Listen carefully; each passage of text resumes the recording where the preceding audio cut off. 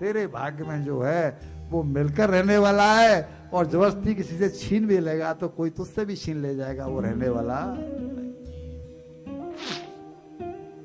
एक सेठ जी काफी पैसे वाले थे।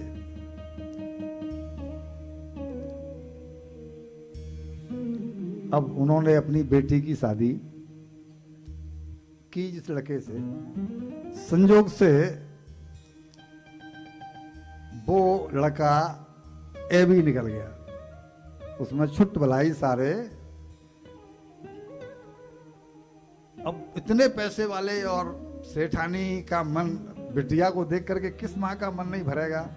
बड़ी दुखी रहती, सेठ जी भी बड़े दुखी रहते। क्या किया जाए, हम इसको पैसा देते हैं, ये सबको बिगाड़ देता है, व्यापार तो करता नहीं। कितना भी दे लिया, इसके बावजूद भी घर में कभी ढंग से रोटी बनी नहीं। एक दिन संजोग से वो दामाद आया, पत्नी कहती थी कि हमारे पास इतना पैसा है, कुछ करो ना। बोले कितना तो कर दिया, पैसा देते हैं उसको, वो व्यापार करेगा नहीं तो कमाई कैसे होगी भाई, वो तो जुआ खेलाता है, क्लबों में पैसे को उड़ा आता है। देते रहो तो भी तो बात नहीं बनने वाली। लेकिन माँ का हृदय तो माँ का ही होता है। संजोग से एक दिन दामाद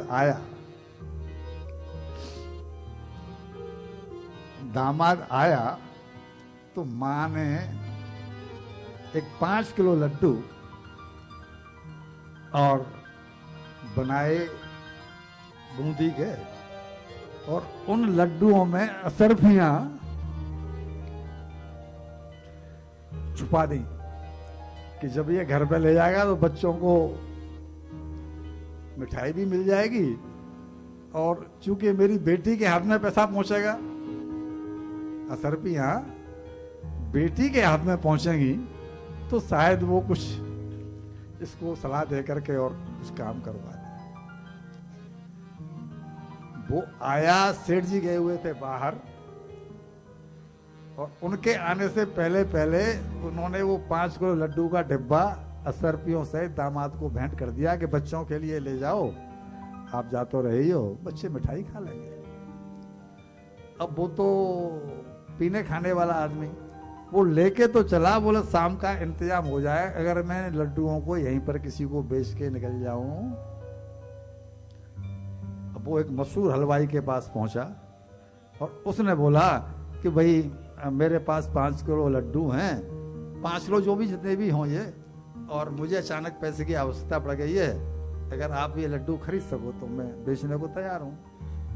हलवाई को देखा कि लड्डू में तो बड़ी खुशबू आ रही है, क्योंकि उसने तो मांगने कोई हलवाई के हिसाब से तो बनाया नहीं है, उसने तो अपने नाती पोतों के हिसाब से बनाया है कि बच्चे खाएंगे इसको, तो खूब चकाचक माल लगाया था। तो उनने उसको जो भी जो रेट था उन्होंने दे दिया, और 5 किलो लड्डू अपने पास रख लिए। वो रुपए लेके गया और वो तो घुस गया बियर बार में, उसने तो वहां उड़ा दिए।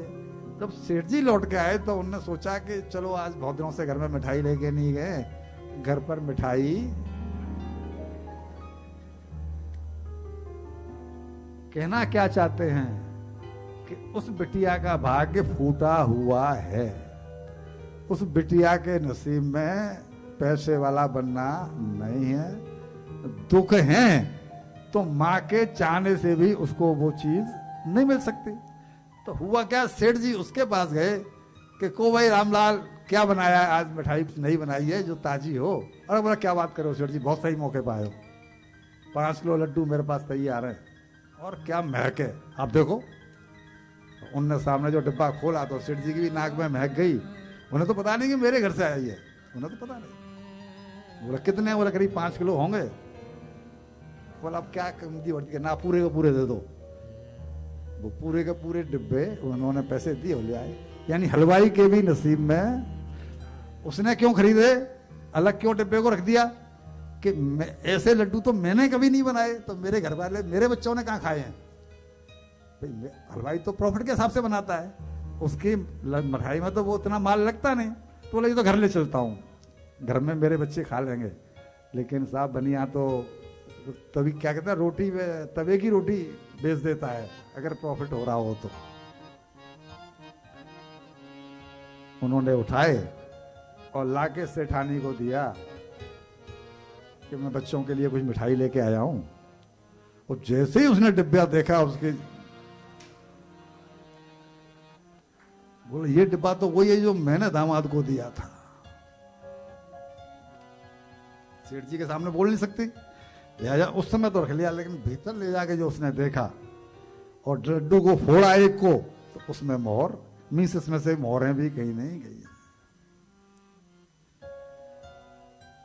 बाहर आई और अपने पति से बोली कि आप जो ये कहते हो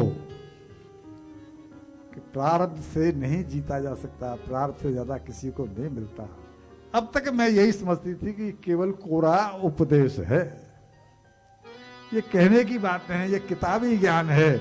अरे किसी को हम देना चाहें तो कैसे नहीं उसके दिन मान फिर जाएंगे। आज मान गई। फिर उसने बताया कि लड्डू मैंने बना करके दामाद जी को दिए थे, उन्होंने हलवाई को दिए, उसके भी नसीब में नहीं था, बिटिया के भी नसीब में नहीं था, दामाद बेच गया उसे, और ये लड्डू फिर आकर के हमारे पास भी।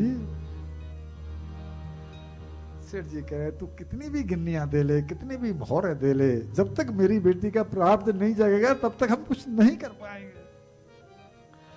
वो कह रहे हैं नारद जी कि ये संभव नहीं है, आप उपाय कितने भी कर लो हनुमान जी, इसके प्रारब्ध में वर ऐसा ही लिखा हुआ है, इसको वर ऐसा ही मिलेगा। लेकिन मां का मन नहीं भरा, मां का मन, मैना मां का मन नहीं भरा। भैया जी मां का दर्जा तो भगवान से भी ऊंचा होता है। एक कवि ने कहा है, काश मेरा नसीब लिखने का हक मेरी मां को होता। क्या लिखती? काश मेरा नसीब लिखने का, काश मेरा नसीब लिखने का हक मेरी मां को होता, तो आज मेरे नसीब में कोई गम न होता। मां कैसे गम लग सकती है? नहीं हो सकता किसी का भी कद मां से ऊंचा हो भगवान, नहीं हो सकता किसी का भी कद मां से ऊंचा हो भगवान। जिसे तू आदि बनाकर भेजता है, मां उसे इंसान बना देती है।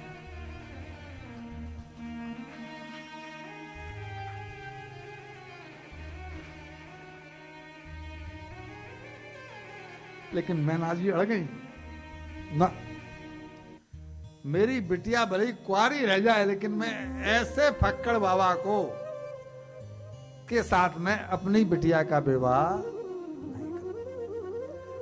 हनुमान जी समझा रहे हैं कि अभी से काय को हल्ला मचा रही हो देवी जी, अभी तो ये बालिका अभी तो कल परसों हुई है, अभी से इसके बाकी क्या जल्दी है? अरे बोलो मालूम पड़ गया ना पहले ही, हमें नहीं मालूम पड़ गया कि नरक मिलने वाला है, हम कोई स्वर्ग की तैयारी करके जा रहे हैं क्या? उठाओ हाथ कोई, जो डिमांड है। फॉर एग्जाम्पल अगर किसी को 104 बुखार है तो डॉक्टर 3-4 गोलियां देगा और कहेगा कि कम से कम 4 बार दिन में खाना और लगातार 5 दिन तक खाना। मलेरिया, टाइफाइड, डॉक्टर साहब क्या कहते हो टाइफाइड, उसका ऐसे ही बताते हो ना कि 4 गोली 4 बार दिन में और लगातार 5 दिन खाना, इसका ये कोर्स है। और मैं कहूं नहीं जी मैं तो एक बार में ही ठीक होना चाहता हूं, हो सकता है क्या? वो कोर्स है उसका। मां कह रही है वो नहीं, ये मालूम पड़ गया कि ये तो ऐसा ही होने वाला है, तो उन्होंने ये भी तो कहा था कि उपाय तो अपने मन को शांत करने के लिए होते हैं, उपाय कोई काम नहीं करते। लेकिन मां नहीं माने,